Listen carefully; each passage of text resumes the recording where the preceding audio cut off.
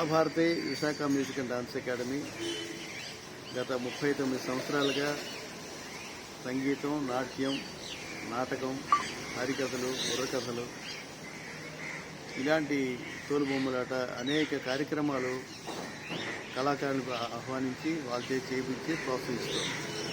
ఇందులో భాగంగా ప్రతి సంవత్సరం జరుపుకునే హరికథ ఉత్సవాలు ఈ సంవత్సరం జూలై 26, 27, 28 3 రోజుల పాటు హరికథ ఉత్సవాలు జరపడానికి కళాభారతిలో నిశ్చయించాం.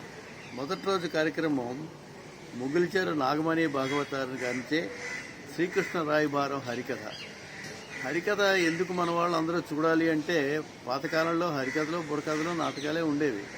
వాటి ద్వారా చక్కటి సందేశాత్మకంగా కథలు చెబుతూ మంచి మంచి సందేశాలు ఇస్తూ ఉండేవారు. అంతటి మహత్తరమైనటువంటి బుర్రకథలు, హరికథలు వెనకబడిపోతున్నాయి.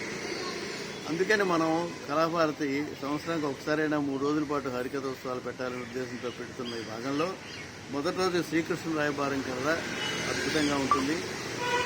తర్వాత రెండవ రోజు సంగీతం వాళ్ళందరికీ ముఖ్యంగా దృష్టిలో పెట్టుకొని పురంధరదాసు వారి కీర్తనలు ఎన్నో మంచి ఉన్నాయి. పాడతారు కానీ కీర్తనలు పురంధరదాసు గురించి, ఆయన గురించి తెలిసిన విషయాలు చాలా తక్కువ మంది తెలుసు. అది తెలుసుకోవాలనే ఉద్దేశంతో పురంధరదాసు హరికథ పెట్టడం జరిగింది. అది పురంధరదాసు మీద పిహెచ్డి చేసినటువంటి నారాయణాచార్య భాగవతారు గారు నెల్లూరు నుంచి వచ్చి ఆ కథని చెప్పబోతున్నారు. అది 27వ తారీఖు, అంటే రెండవ రోజు. మూడవ రోజు భక్త మార్కండేయ హరికథ.